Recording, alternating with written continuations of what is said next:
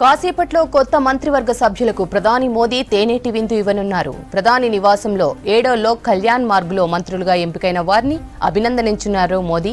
ఇక ఇప్పటికే రాష్ట్రపతి ముర్ము దగ్గరకు ప్రమాణ స్వీకార జాబితా చేరినట్లు తెలుస్తోంది. ఇవాళ 30 మంది కేంద్ర మంత్రులుగా ప్రమాణ స్వీకారం చేసే ఛాన్స్ ఉన్నట్లు తెలుస్తోంది. కేంద్ర కేబినెట్ లో 2 టీడీపీ ఎంపీలకు మంత్రి పదవులు ఖరారయ్యాయి. శ్రీకాకుళం ఎంపీ రామ్మోహన్ నాయుడుతో పాటు గుంటూరు ఎంపీ పెమ్మసాని చంద్రశేఖర్ కు మంత్రి పదవులు ఖరారైనట్లు తెలుస్తోంది. 2 ఎంపీలకు టీడీపీ అధినేత చంద్రబాబు నాయుడు ఫోన్ చేసి శుభాకాంక్షలు తెలిపినట్లు టాక్.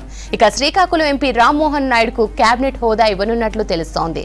గుంటూరు ఎంపీ పెమ్మసానికి సహాయ మంత్రి పదవి దక్కే అవకాశం ఉంది. ప్రస్తుతానికి 2 మంత్రి పదవులు దక్కినట్లు సమాచారం. కాసేపట్లో కొత్త మంత్రివర్గ సభ్యులకు ప్రధాని మోదీ తేనేటి విందు ఇవ్వనున్నారు. ప్రధాని నివాసంలో 7వ లోక్ కళ్యాణ్ మార్గ్లో మంత్రులుగా ఎంపికైన వారిని అభినందించారు మోదీ. అయితే ఇప్పటికే రాష్ట్రపతి ముర్ము దగ్గరకు ప్రమాణ స్వీకార జాబితా చేరినట్లు తెలుస్తోంది. ఇవాళ 30 మంది కేంద్ర మంత్రులుగా ప్రమాణ స్వీకారం చేసే ఛాన్స్ ఉన్నట్లు తెలుస్తోంది. కేంద్ర కేబినెట్ లో 2 టీడీపీ ఎంపీలకు మంత్రి పదవులు ఖరారయ్యాయి. శ్రీకాకుళం ఎంపీ రామ్మోహన్ నాయుడుతో పాటు గుంటూరు ఎంపీ పెమ్మసాని చంద్రశేఖర్ కు మంత్రి పదవులు ఖరారైనట్లు తెలుస్తోంది. 2 ఎంపీలకు టీడీపీ అధినేత చంద్రబాబు నాయుడు ఫోన్ చేసి శుభాకాంక్షలు తెలిపినట్లు టాక్. శ్రీకాకుళం ఎంపీ రామ్మోహన్ నాయుడుకు కేబినెట్ హోదా ఇవ్వనున్నట్లు తెలుస్తోంది. గుంటూరు ఎంపీ పెమ్మసానికి సహాయ మంత్రి పదవి దక్కే అవకాశం ఉంది. ప్రస్తుతానికి 2 మంత్రి పదవులు దక్కినట్లు సమాచారం. కేంద్ర కేబినెట్ కి సంబంధించి మరిన్ని అప్డేట్స్ మదార్ అందిస్తారు. మదార్, ఎవరెవరికి మంత్రి పదవులు దక్కనున్నాయి? శ్రవంతి, సాయంత్రం 7:15 ప్రధానమంత్రి నరేంద్ర మోడీ 3వసారి ప్రమాణ స్వీకారం చేసేందుకు రంగం సిద్ధమైంది. ఈ నేపథ్యంలోనే మంత్రులుగా ఎవరెవరు ఉండబోతున్నారు అనే దానిపైన ఒక ఉత్కంఠ అయితే కొనసాగుతూ ఉంది. ఇప్పటి వరకు బీజేపీ ఆఫీస్ నుంచి కాల్స్ వెళ్ళినటువంటి వారి సంఖ్య కేవలం 20 మంది మాత్రమే ఉన్నారు. దాంట్లో బీజేపీకి సంబంధించినటువంటి కీలక నేతలు రాజ్నాథ్ సింగ్, నితిన్ గడ్కరీ, పీయూష్ గోయల్, శివరాజ్ సింగ్ చౌహాన్, ప్రహ్లాద్ జోషి, జ్యోతిరాదిత్య సింధియా, అర్జున్ రామ్ మేఘవాల్తో పాటు ఇటు మిత్రపక్షాలకు సంబంధించి కూడా కొంత ప్రాధాన్యతనైతే కల్పించారు. వారిలో చిరాగ్ పాస్వాన్ బీహార్ నుంచి ఉన్నాడు. అలాగే జితన్ రామ్ మాంఝీ బీహార్, అనుప్రియ పాటిల్ యూపీకి సంబంధించిన నేత. అప్నాదల్ మొదటి నుండి కూడా ఎన్డీఏలో భాగస్వామ్య పక్షంగా ఉంది. జయంత్ చౌదరి అనే ఆర్ఎల్డీకి సంబంధించినటువంటి నేత బీహార్కి సంబంధించి. తర్వాత హెచ్డి కుమారస్వామి కర్ణాటకకు సంబంధించి ఈయనకు జేడీయూ నుంచి ఆయనకు ప్రాతినిధ్యం అనేది కూడా కల్పించబోతున్నారు. ఇక తెలుగు రాష్ట్రాలకు సంబంధించి ముఖ్యంగా ఆంధ్రప్రదేశ్కి 2 నుంచి 3 కేంద్ర మంత్రి పదవులు దక్కేటువంటి అవకాశం ఉంది. దాంట్లో రామ్మోహన్ నాయుడు, కింజారపు రామ్మోహన్ నాయుడుకి పదవి అనేది కూడా రాబోతా ఉంది. కేంద్ర మంత్రిగా ఆయన బాధ్యతలు అనేది కూడా చేపట్టేటువంటి అవకాశం ఉంది. ఇప్పటికే బీజేపీ అధిష్టానం నుంచి ఆ మేరకు కాల్ కూడా ఆయనకు వెళ్ళింది.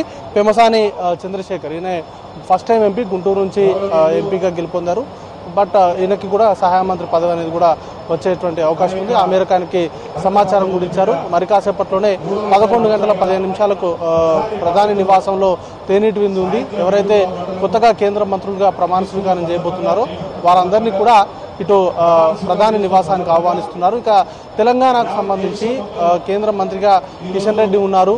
ఆయనకి ఇప్పటివరకు అయితే కాల్ రాలేదు. ఆయనతో పాటు బీజేపీకి సంబంధించిన మిగతా నేతలు ఎవరైతే ఆస్పిరెంట్స్గా ఉన్నారో కేంద్ర మంత్రి పదవులకు సంబంధించి వస్తాయనేటువంటి ప్రచారం జరిగిందో వారెవరికి కూడా ఇప్పటివరకు అయితే కాల్స్ రాలేదు.